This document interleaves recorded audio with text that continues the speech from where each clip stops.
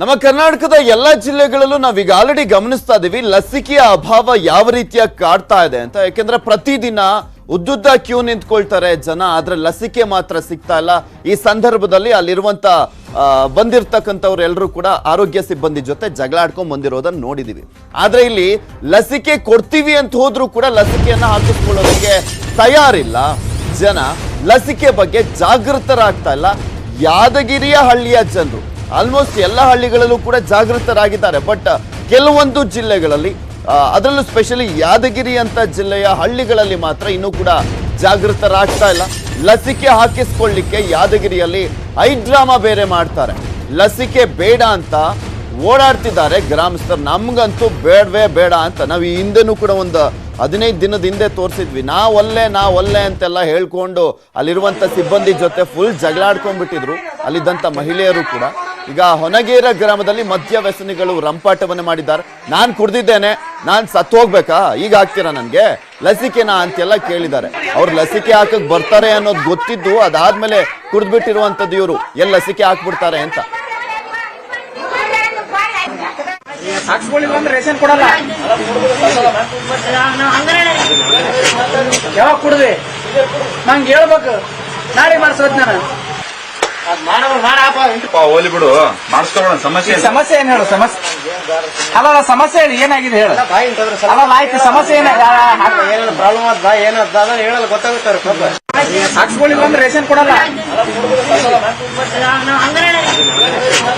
ಯಾವಾಗ ಕುಡ್ದೆ ನಂಗೆ ಹೇಳ್ಬೇಕು. ಇಂಜೆಕ್ಷನ್ ಮಾಡಿಸಿ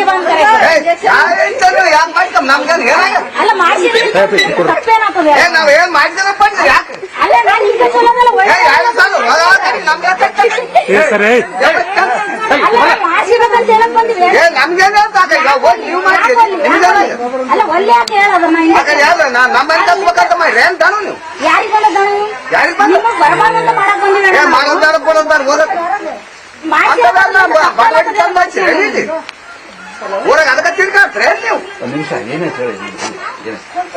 ಏನಾಗ್ರಿ ನಮ್ಮನ್ನ ಹಾಕ್ಬಿಡ್ತಿ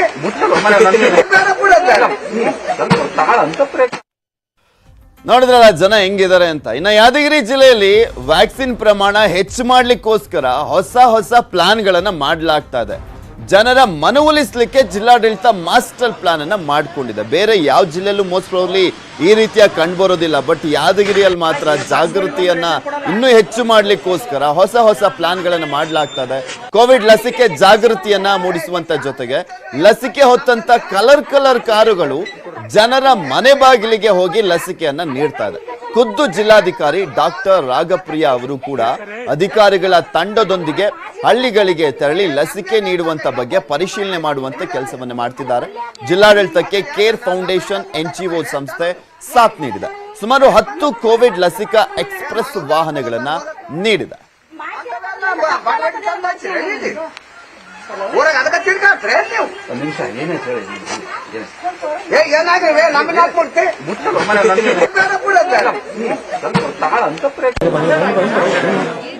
ನಮಗೆ ಕೇರ್ ಫೌಂಡೇಶನ್ ಅಂತ ಒಂದು NGO ಇದೆ. ಅವ್ರ ಮುಖಾಂತರ ನಮ್ಮ ಜಿಲ್ಲೆಯಲ್ಲಿ IEC ಆಕ್ಟಿವಿಟಿಗೋಸ್ಕರ 10 ಕಾರ್ಗಳು ನಮಗೆ ಕೊಟ್ಟಿದ್ದಾರೆ. ಪ್ರತಿ ಕಾರ್ಗಳಲ್ಲಿ ಒಂದು ಡ್ರೈವರ್, ಒಂದು ಡೇಟಾ ಎಂಟ್ರಿ ಆಪರೇಟರ್ ಮತ್ತು ಒಂದು ಟೆಕ್ನಿಷಿಯನ್ ಅಂತ ಅವರು ಅಪಾಯಿಂಟ್ಮೆಂಟ್ ಮಾಡಿ ಕೊಟ್ಟಿದ್ದಾರೆ. 18 ಜನ ಡೇಟಾ ಎಂಟ್ರಿ ಆಪರೇಟರ್ ಎಕ್ಸ್ಟ್ರಾ ಕೊಟ್ಟಿದ್ದಾರೆ. ಈ ಕಾರ್ಗಳ ಉದ್ದೇಶ ಏನಂದ್ರೆ ಎಲ್ಲೆಲ್ಲಿ ಸ್ವಲ್ಪ ತಾಂಡಾಗ್ಲಲ್ಲಿ ಮತ್ತು ದೂರ ಇರುವ ಪ್ರದೇಶಗಳಲ್ಲಿ ಮತ್ತು ಎಲ್ಲಿ ಸ್ವಲ್ಪ ವ್ಯಾಕ್ಸಿನೇಷನ್ಗೆ ರೆಸಿಸ್ಟೆನ್ಸ್ ಜಾಸ್ತಿ ಇದೆ ಅಂತ ಕಡೆ ಪ್ರವೇಶ ಮಾಡಿ ಅಲ್ಲಿ ಸ್ವಲ್ಪ ಜಾಗೃತಿ ಮೂಡಿಸಿ ಇನ್ನು ಜಾಸ್ತಿ ಜನ ಮನವೊಲಿಸಿ ವ್ಯಾಕ್ಸಿನೇಷನ್ ಪರ್ಸೆಂಟೇಜ್ ಅನ್ನು ಜಾಸ್ತಿ ಮಾಡುವ ಈ ಒಂದು ಪ್ರಯತ್ನ ಮಾಡ್ತಾ ಇದೆ. ಕೊರೋನಾ ಜಾಗೃತಿ ಬಗ್ಗೆ ನ್ಯೂಸ್ 18 ನೆಟ್ವರ್ಕ್, ಫೆಡರಲ್ ಬ್ಯಾಂಕ್ ಸಹಯೋಗದೊಂದಿಗೆ ಇಡೀ ದೇಶದಾದ್ಯಂತ ಅಭಿಯಾನವನ್ನು ಮಾಡ್ತಾ ಇದೆ. ಇದರ ಮುಂದುವರೆದ ಭಾಗವಾಗಿ ವಾಟ್ಸ್ಆಪ್ ಮೂಲಕ ಕೂಡ ನೀವು ಪರಿಹಾರವನ್ನ ಕಂಡುಕೊಳ್ಬಹುದು. ಕೊರೋನಾ ಗೊಂದಲದ ನಿಮ್ಮ ಪ್ರಶ್ನೆಗಳಿಗೆ ಉತ್ತರ ನಿಮಗೆ ಸಿಗುತ್ತೆ. ಸ್ಯಾನಿಟೈಸರ್ ಬಳಸುವಂಥದ್ದು ಅಪಾಯಕಾರಿನ, ಲಸಿಕೆ ಹಾಕಿಸ್ಕೊಂಡ್ರೆ DNA ಬದಲಾಗುತ್ತೆ, ಈ ರೀತಿಯಾಗಿ 10 ಹಲವು ಪ್ರಶ್ನೆಗಳು, ಅನುಮಾನಗಳು ಸಾಕಷ್ಟು ಜನರಲ್ಲಿ ಇರುವಂಥದ್ದು. ಅದಕ್ಕೆ ಉತ್ತರ ಬೇಕು ಅಂದ್ರೆ ನಮ್ಮ ನಂಬರ್ 7977773753 ಈ ನಂಬರ್ಗೆ ನಿಮ್ಮ ಪ್ರಶ್ನೆ ಏನು ಅಂತ ಮೆಸೇಜ್ ಅನ್ನ ಹಾಕಿ ಅದೇ ನಂಬರ್ ಇಂದ ನಿಮಗೆ ಉತ್ತರ ಕೂಡ ಬರುತ್ತೆ. ಇದಿಷ್ಟೇ ಅಲ್ಲ, ಹೆಚ್ಚಿನ ಮಾಹಿತಿಗಾಗಿ ನಿಮ್ಮ ಸ್ಕ್ರೀನ್ ಮೇಲೆ ಕಾಣಿಸ್ತಾ ಇರುವಂತ ವೆಬ್ಸೈಟ್ಗೆ ಲಾಗಿನ್ ಆಗಿ ನಿಖರ ಉತ್ತರವನ್ನ ಪಡ್ಕೊಳ್ಳಿ. ಮತ್ತಿಷ್ಟು ಸುದ್ದಿಗಳನ್ನ ನಿಮ್ಮ ಮುಂದೆ ಇಡ್ತಾ ಹೋಗ್ತೀನಿ, ಆದ್ರೆ ಅದಕ್ಕೂ ಮುಂಚೆ ಒಂದು ಸ್ಮಾಲ್ ಬ್ರೇಕ್.